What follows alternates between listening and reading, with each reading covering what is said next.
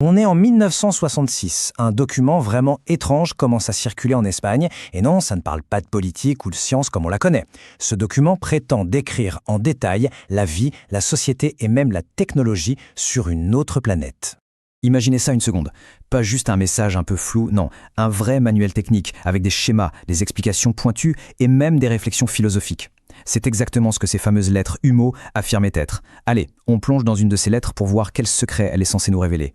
Et voilà un de ces fameux documents. Il a été envoyé à un passionné d'OVNI dans les années 60, et ce qui est fou, c'est le mélange. C'est un mélange totalement déconcertant de schémas techniques presque scientifiques et, juste à côté, des pensées très profondes sur la société et l'univers. Ce qu'on va faire, c'est décortiquer cette lettre morceau par morceau pour explorer la vision du monde qu'elle nous propose.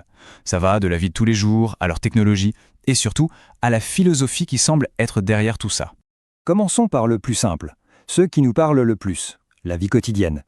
Comment se passe une journée type pour les habitants de cette supposée planète Humo ? Leur matinée est très structurée, intentionnelle. Après leur repas, la conversation n'est pas banale, non, elle porte sur des sujets de fond.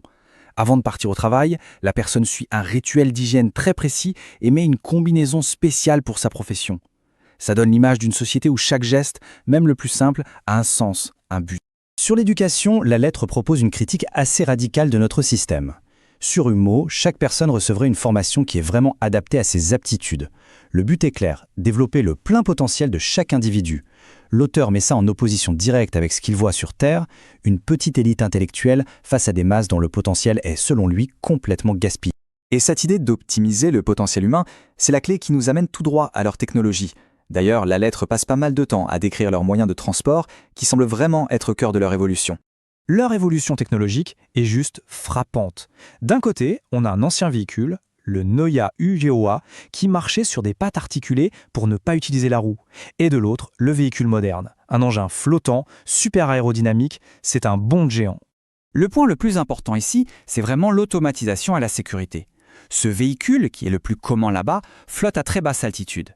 Et ce n'est pas le passager qui pilote, non, il est téléguidé par un réseau d'ordinateurs central qui gère tout le trafic, anticipe les obstacles, la météo. La probabilité d'avoir un accident est décrite comme étant proche de zéro. Bon d'accord, mais comment fonctionnent ces engins flottants ?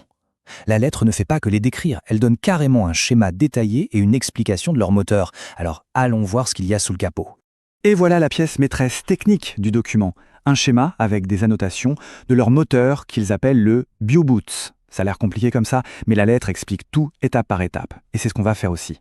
Avant d'aller plus loin, il faut qu'on s'arrête sur un concept clé, le Goniaodo. La lettre le décrit comme un 4e état de la matière.